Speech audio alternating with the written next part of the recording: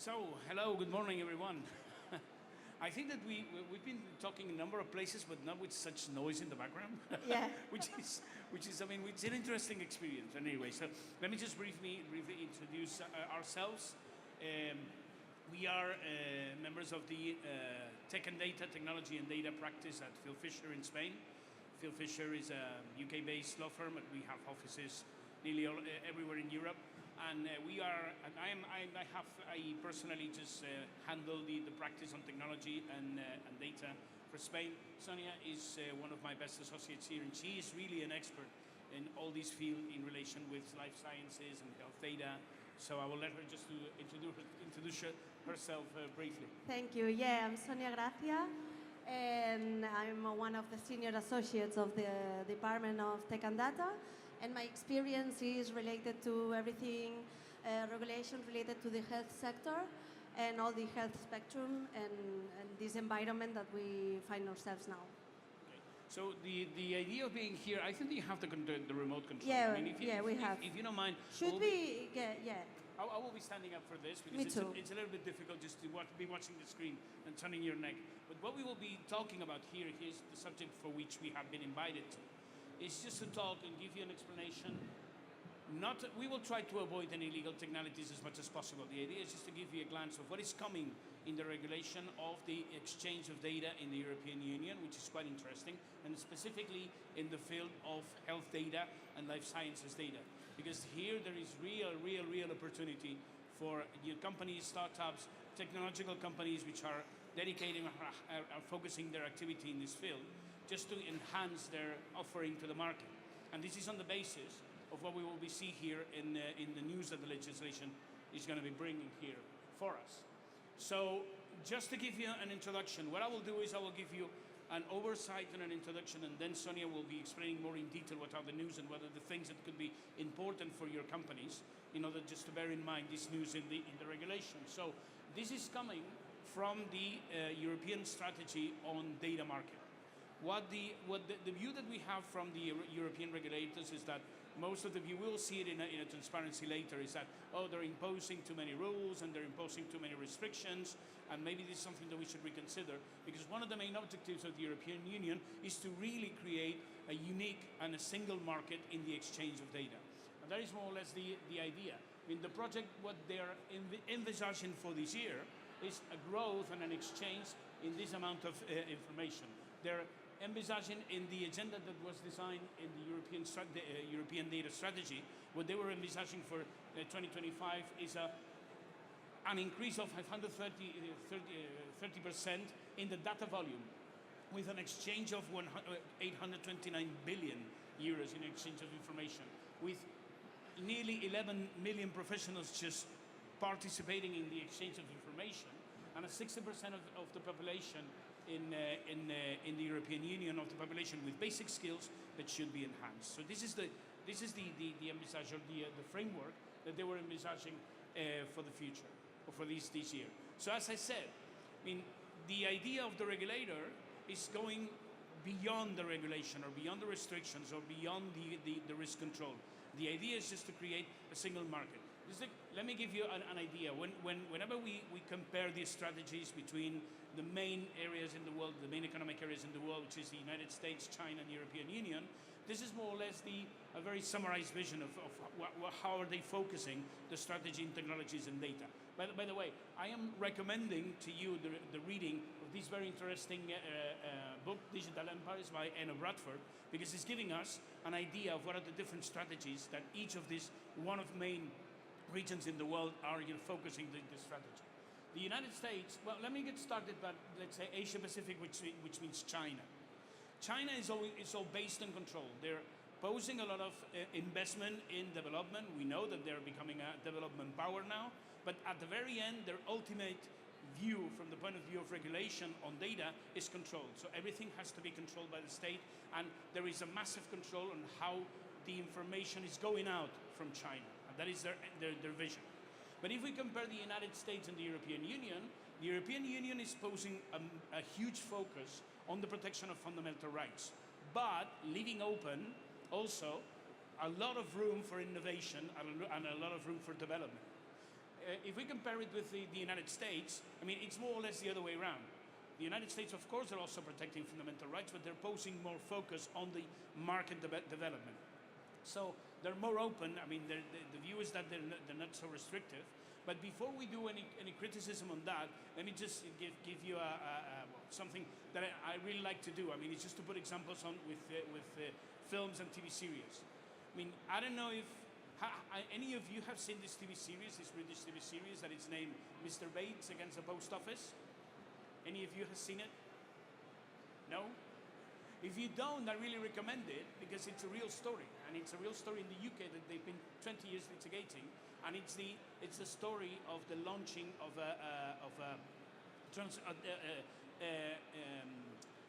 computing and transformation in technology in the post services, which was implemented very unethically and very inefficiently and very, let's say, very trickily. It could be controlled from the center, and it created a lot of problems and a lot of losses to the managers of the post services, people from the common. I mean, people that went bankrupt, that had a lot of problems, and even they commit suicide, or they went to prison, just because there was a centralized implementation of a technology which was unethically done and inefficiently done. So if this can happen, if these serious things can happen with technology that was created 20 years ago, let's bear in mind what could happen with things like artificial intelligence if they are implemented unethically, inefficiently. And that is what the regulation in the European Union is seeking to do, is just to avoid these risks. But what we will also see is that there is also room that is not so restrictive because there's room open so just to provide development. This is the context in regulation in the European Union. So basically what the European Union is doing in order to govern the data market in the European Union is watching it from 4 perspectives. One is from the point of view of the platforms.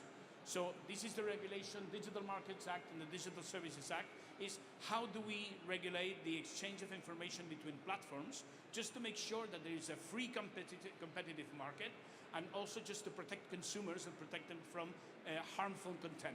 That is the main focus of this regulation. The second one is the protection of consumers. So it's focused on mainly the directive on accessibility for people that has limited resources or limited capability in the access of information, but also mainly the artificial intelligence regulation, which is, as I said, basically a consumer protection and a fundamental rights protections. We will not be talking about the artificial intelligence regulation because it's not the subject of this presentation, but I will give you some ideas of how the regulation is including some exceptions so that there's room for improvement and there's room for investigation and research and development without restrictions. The third one, this is what we're going to be talking today. And it's a regulation on the data market, how to create a unique data market. And the basis is the Data Act, which I will explain briefly later on. And also it is complemented, of course, by the GDPR, it's a protection on privacy, and what Sonia will be talking about, which is the launching of the European space on health data. And is the European creation of the European data space, and one of the areas is the exchange of health data within this European data space. The fourth area, of course, is the protection on technological risks, cybersecurity. We all know, we have gone all digital. We know that there are serious cybersecurity risks.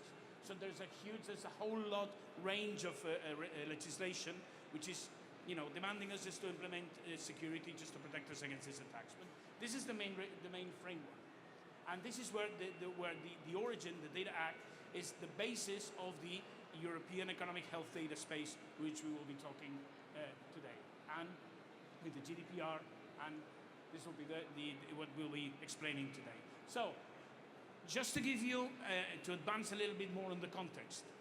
So the European legislation is demanding, it's imposing a lot of, I wouldn't say restrictions, it's imposing a number of obligations, but they have a sense if we really want to protect the risk of the people, the risk of the individuals, and the risk of their fundamental rights. But the artificial intelligence regulation, which is a regulation which is for all Europe, includes a number of exceptions. I mean, there is a number of areas in the development of artificial intelligence where all the obligations on the artificial intelligence regulation do not apply. And the main ones, And the main ones, there's a number of them, but the main ones are these two. This one here, and the other one.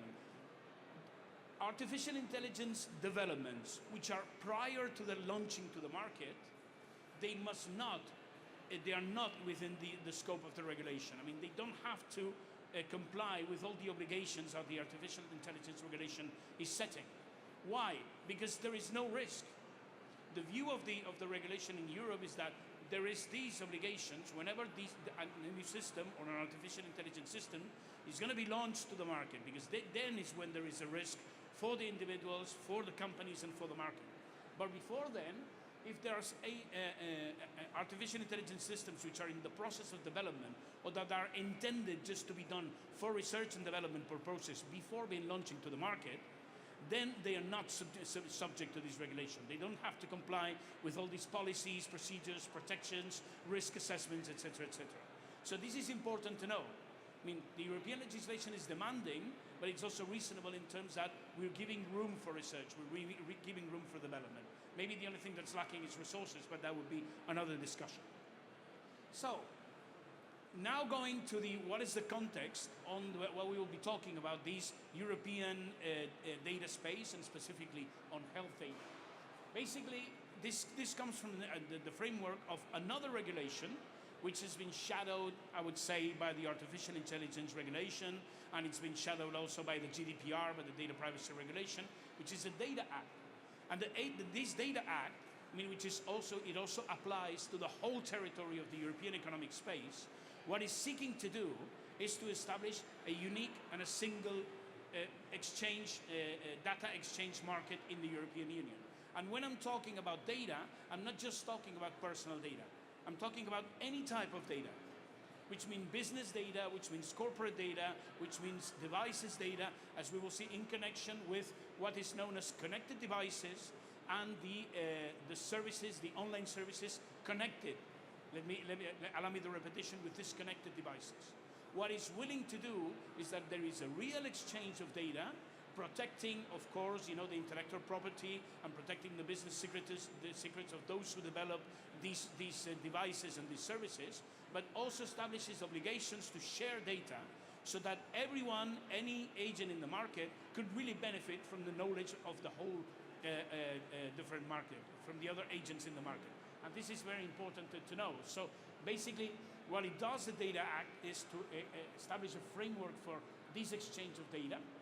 Again, when it comes to data of public bodies, it sets another whole range of obligations just to make easy, just to have access to this public information, and that there is an obligation to share this information for public bodies, especially when there are situations of emergency, but also in other circumstances.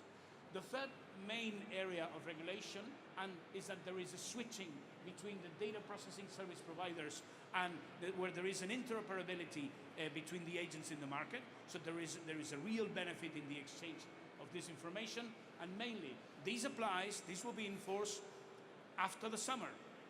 So it's coming over, which means that most of us will have to review how we are focusing, how do we get the information from where we are exchanging it from, and how we are offering it in our contracts and in our services to the other agents that we are cooperating in the market.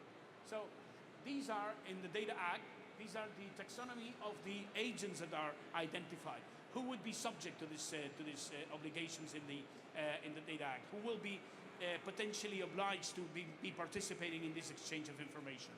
So it will be the manufacturers of the connected devices or the service providers of the digital services connected with these providers, because they could be the same or not. Also, of course, the data subjects, which are I will give you an example just to understand all this taxonomy later on.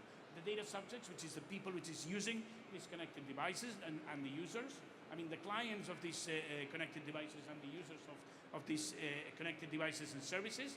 The data recipients, which are the third parties that could have access to that information.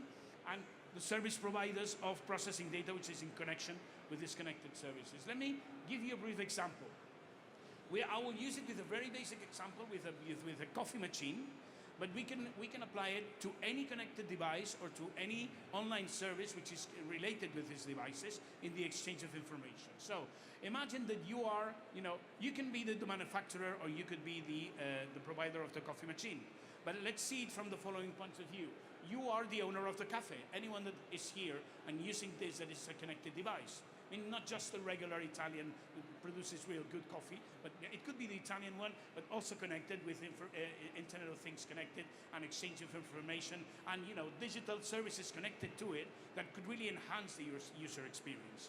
So you, as the owner of the cafeteria, you would say, well, I would be really interested in having access to the information that this coffee machine is handling because I really want to offer a better coffee and a better service to my clients which are coming to my cafeteria. So I really want to know how can I improve on the basis of the use of this machine because I am using it as a client. On the other side, if I'm the coffee factory, if I'm the producer of it, I will be interested in also having access to the information of who are the users, how many coffees are they ordering, what type of coffee, why, at what times, what is the best timing, etc., etc. Because I also want to use this information just to make my products even better and even more efficient and have the chance to even monetize it better. So that is why there is where data is coming. And again, if you are the producer of the coffee machine, you're also wanting it just to use it, just to enhance, to optimize the consumption of water, consumption of coffee, the consumption of filters, whatever. So all the agents in this exchange of information could be benefited from all this exchange. And that is what the Data Act is willing to do. I mean, it's setting an obligation so that in a reasonable and a fair and under fair circumstances, they can exchange data on everyone's benefit. And that is the idea. So basically, and mainly just to finish with the introduction, and then I will leave it to Sonia to explain on the exchange of health data. What the Data Act is willing to do and will be doing in the coming future is, on the basis of this regulation of exchange of data, is creating a number of different sets of European data spaces on different specific fields. So basically is on health, which is what we will be explaining today, what Sonia will be explaining later on. But again, there will be really a push on really creating a single market and exchange of information in the fields of industrial and manufacturing, agriculture, finance, mobility, Green Deal and environment, energy, public administration, and skills and training. So this is the idea. It's just to create a rich pools of data that we can generate really an improvement from all the markets. And again, with full respect on data privacy. This is something that is foreseen on the Data Act. And also with full respect with the intellectual property and the, let's say, business secrets of those who have to share that information.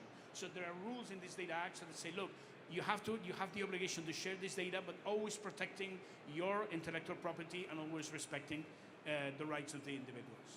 So with not much further ado, I will leave now Sonia just to, after explaining this framework, to explain how this is going to be being pushed forward in the field of health data. And by the way, if you have any questions or if during the presentation you want to ask us any questions, please do it.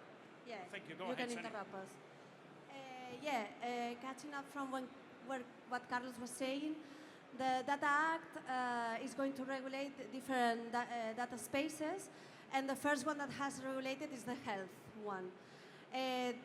This is because in Europe there is a believing that we are very strong in our health services. Specifically in Spain, this is something that it's very true, that we have a lot of information regarding health. There are a lot of papers, a lot of researchers, and we can be proud of how this is developing in Europe and specifically in Spain.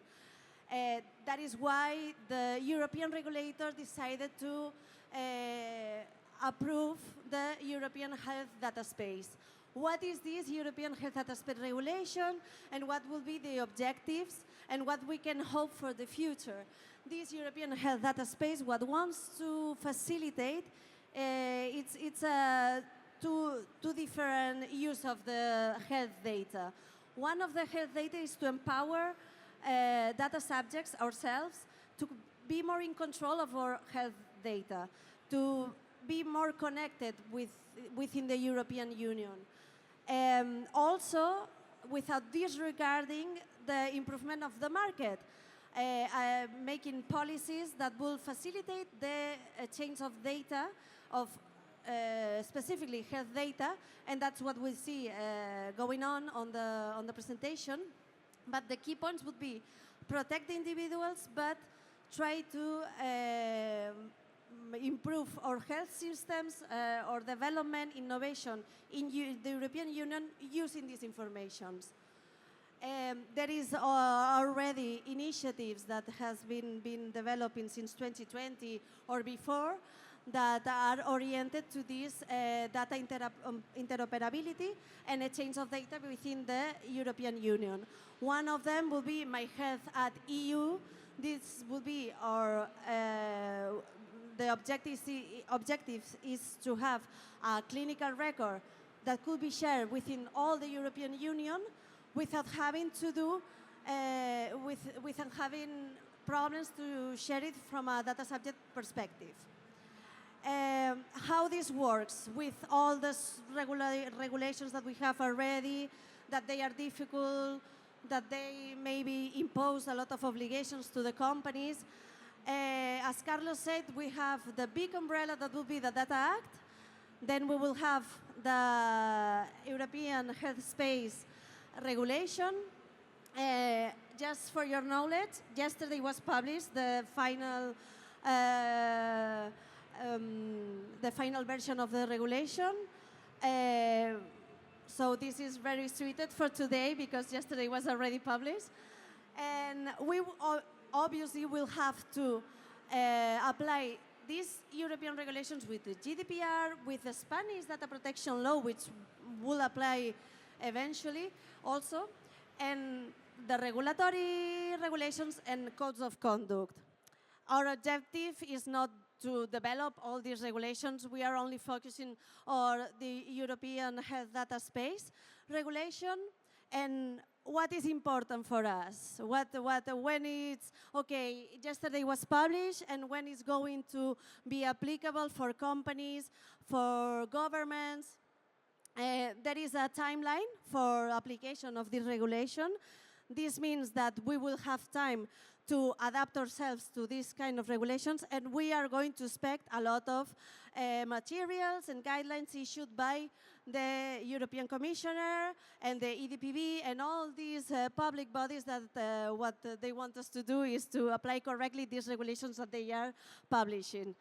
I will explain that this regulation of the use of health data regulates two different use of health data, the primary use and the secondary use. The primary use, it's interesting, but I think that the one that is going to provide or going to push the development in Europe will be the secondary use of data, which we'll focus a little bit after. But the importance here is that the regulation, the chapter applicable to the secondary use will be applicable from 2029 going on. Why is that? Because they establish these regulations for the secondary use of data, the creation of public bodies that they are going to manage to approve or not approve the reuse of health data.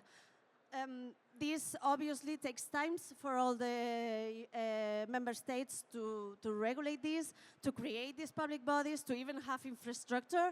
That is why we have several years to adapt to this new regulation that I remember it was published yesterday. This is just a scheme summary of the chapters in the regulation, just for your knowledge, which I find it very, very helpful.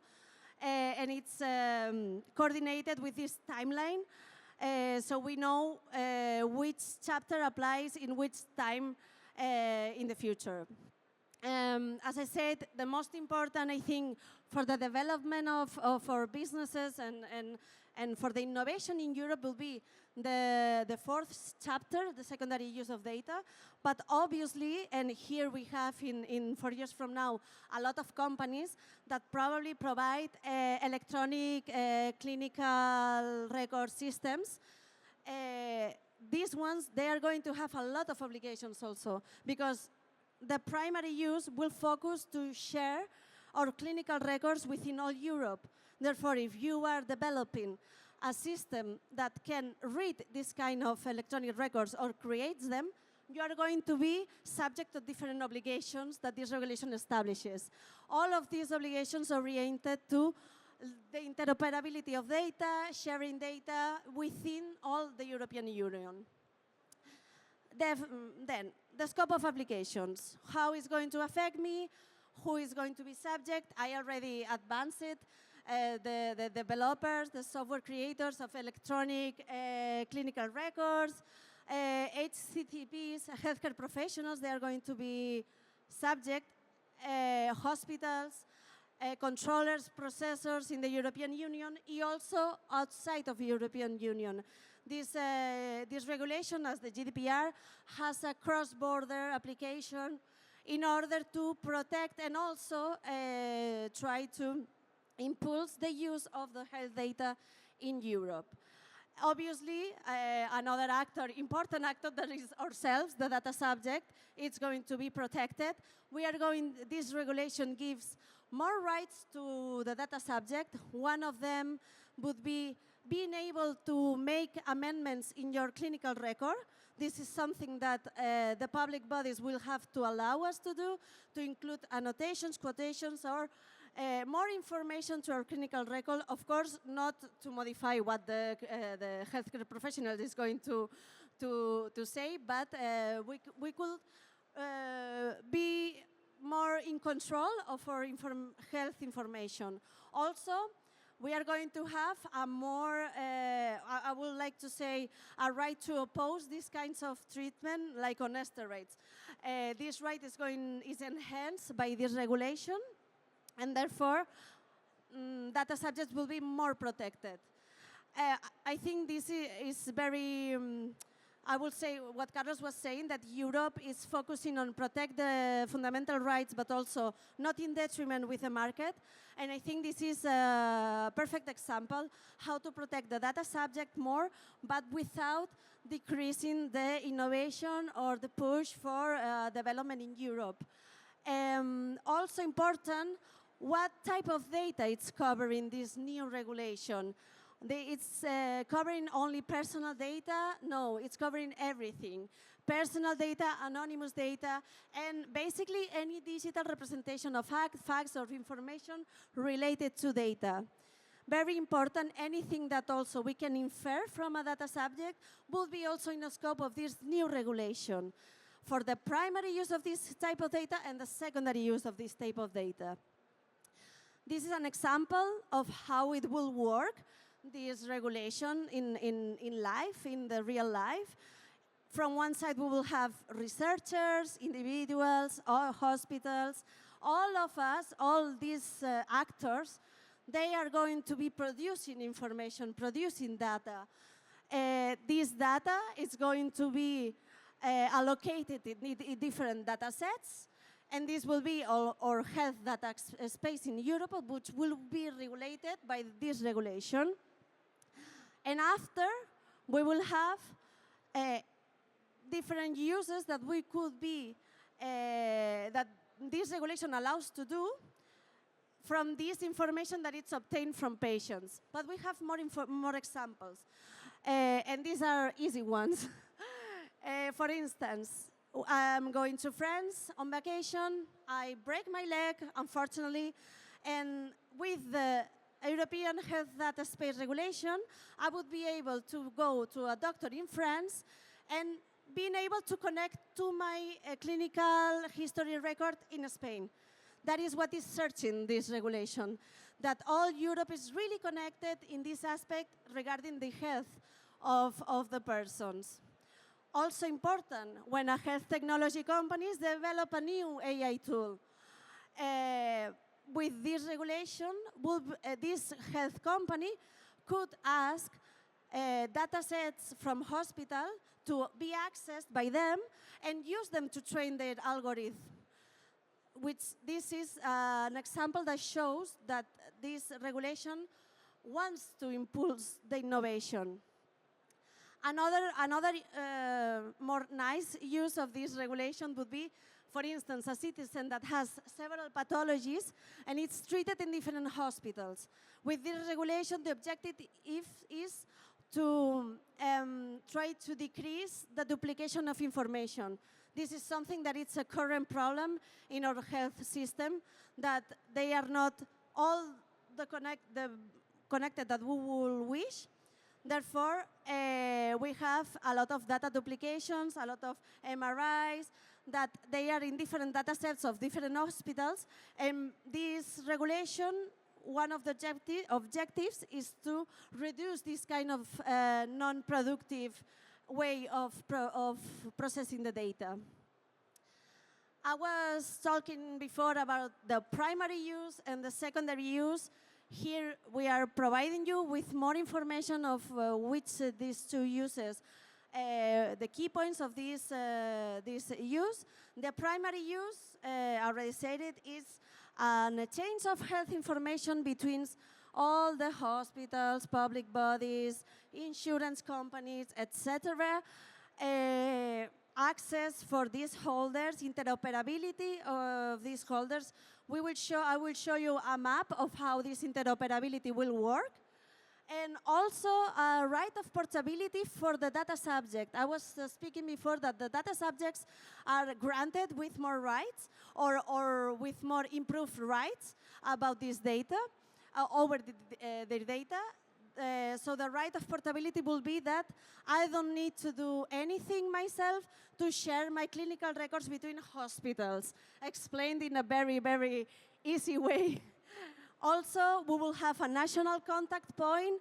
That is why the timeline that we saw before, we need all these infrastructures to be developed in our countries, in each member state. And also the creation of My Health at EU, which in Spain or Barcelona, if you are from Barcelona, we have La Meva Salud. There we will have an European one. And being able to interact with different countries. Maybe this is an utopic view, but I think that we can do it. But it will, there is a lot of work to do. And then, the secondary use of data. This is the cool one. This is the one that is going to give business to, for once, I think there is a regulation that is promoting business, not decreasing it, how a lot of clients told us. This secondary use, how it's going to work. I think I'm going to show you an example, which would be more easy for you. For instance, we will have a data discovery. And we want to do a research. We are going to put ourselves in the place of a researcher. We want to carry out a clinical trial or a study or an investigation, and we need different data sets that will be useful for our development or research. With the regulation, what I will be able to do? I will be able to go to a public health data access body and ask them, excuse me, I think you have data sets that will be useful for me. For instance, genomic, different information regarding a specific pathology that will be useful for me. I will go to the health data access body, which will have a register of these data sets, and I could ask them, explaining, of course, the legal basis, the motivations behind this. I want to access this kind of information. And then the health data body will say, okay, I can allow you the access, and then you can use the data and have your results for your investigation. This, right now, we know how it happens. You have to go to the ethics committee, you have to need approval, to have to develop a protocol. this will be easier, or this is the objective, to be easy to exchange data between health actors, public bodies, private companies. I mean, everyone is under this big umbrella of the European Health Data Space Regulation. One thing important is that that doesn't mean that the companies will have these data sets, that they are going to disclose these data or transfer these data sets to us. The only thing that is going to be able to do this company is to access this information, which I think is very protective for the data subject, but again, poses technical difficulties to how it's going to be made this access, which protocol, technical protocol are going to apply. These are challenges that in the coming years they are going to be solved, or I hope they are going to be solved. And also important, you are not going to access personal information. You are going to access pseudonymized data. Therefore, all the companies specialized in pseudonymization, anonymization, they are going to have a very big years because they are going to have a lot of clients because this exchange of data, it's only going to be allowed with anonymized data or pseudonymized data. And this will be the overview of how the European Health Data Space for the secondary use of data is going to try to promote the innovation, promote the discovery. Also, important, we already said that this secondary use of data, it has to be to ethic purposes. These purposes are regulated in the chapter dedicated to the secondary use of data. When you are going to ask to the health public bodies to reuse data, it's going to be for purposes of teaching, algorithm training, innovation, research. This is important because this is not free for all. This is not you can ask whatever for whatever. No, there are, as Carlos said in the beginning, which I think is very important, Europe wants to protect the fundamental rights. I think more and more this is going to be our characteristic trait in this world of different empires. Therefore, these secondary uses have to be legit, have to be ethical. And which purposes will be prohibited uses of secondary uses of data? The most important, I think, because the other ones, I mean, making decisions detrimental to a natural person. I part from the base that all the companies interested in this, they are not thinking of making these kind of decisions. But one that it's more on the line will be carrying out advertising or marketing activities directed at healthcare professionals, industry organizations, or individuals. This one is very important, this prohibited use, because how they are going to control the regulators that when you access a specific set of data, you're not after going to reuse it for commercial purposes. At the end, what this regulation, what it's trying to say is, listen, I'm going to facilitate and make easier for you to reuse data, health data, but with some limits.